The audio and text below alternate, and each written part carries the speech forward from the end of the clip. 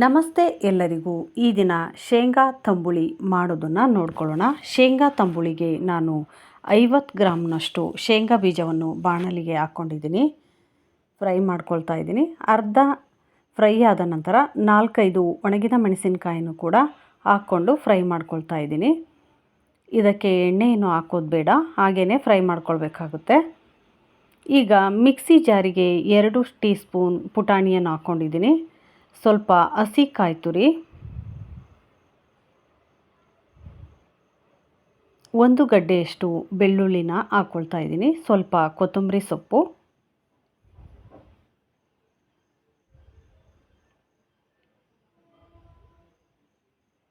ಈಗ ಫ್ರೈ ಮಾಡಿಟ್ಕೊಂಡಿರೋ ಶೇಂಗಾ ಮತ್ತು ಒಣಗಿದ ಮೆಣಸಿನಕಾಯಿಗಳನ್ನು ಕೂಡ ಹಾಕ್ಕೊಂಡು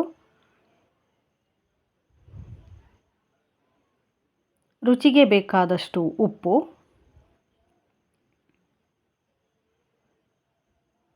ಸ್ವಲ್ಪ ಬೆಲ್ಲ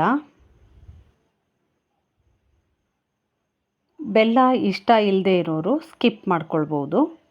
1 ಟೀ ಸ್ಪೂನ್ ಜೀರಿಗೆ,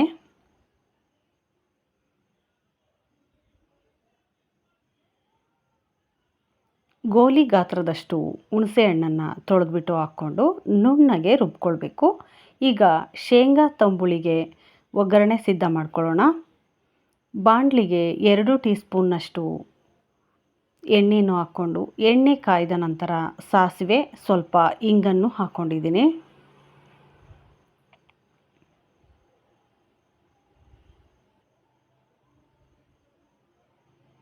ಸಬ್ಸ್ಕ್ರೈಬ್ ಆಗದೇ ಇರೋರು ದಯಮಾಡಿ ಸಬ್ಸ್ಕ್ರೈಬ್ ಆಗಿ.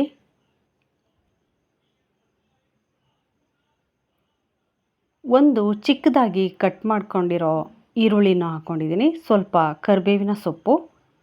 ಎಲ್ಲವನ್ನು ಫ್ರೈ ಆದ ನಂತರ ಸ್ಟೌವನ್ನು ಆಫ್ ಮಾಡ್ಕೊಳ್ಳೋಣ. ಇದು ಮತ್ತೆ ಕುದಿಸುವ ಅಗತ್ಯ ಇರೋದಿಲ್ಲ. ಇದು ಒಂದು ಹೊತ್ತಿಗೆ ಮಾಡುವಂಥ ತಂಬುಳಿ.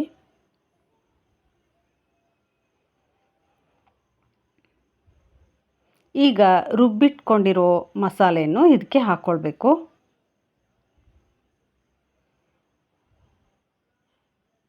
ಜಾರನ್ನು ಕೂಡ ತೊಳೆದ್ಬಿಟ್ಟು ನೀರನ್ನು ಹಾಕ್ಕೊಳ್ತಾ ಇದ್ದೀನಿ. ನೀರನ್ನು ನೋಡ್ಕೊಂಡು ಹಾಕ್ಕೊಳ್ಬೇಕು. ತುಂಬಾ ತೆಳ್ಳಗಾಗಬಾರ್ದು, ಹಾಗೆಯೇ ತುಂಬಾ ಗಟ್ಟಿಯಾಗೂ ಇರಬಾರ್ದು. ಆ ಥರ ನೀರನ್ನು ಹಾಕ್ಕೊಳ್ಬೇಕಾಗುತ್ತೆ.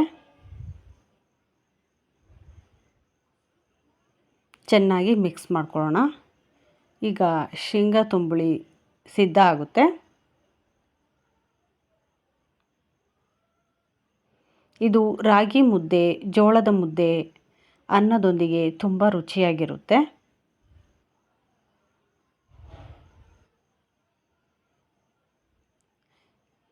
ನಾನಿಲ್ಲಿ ಇದನ್ನು ಶೇಂಗಾ ತಂಬುಳಿಯನ್ನು ರಾಗಿ ಮುದ್ದೆಯೊಂದಿಗೆ ಸರ್ವ್ ಮಾಡ್ತಾ ಇದ್ದೀನಿ.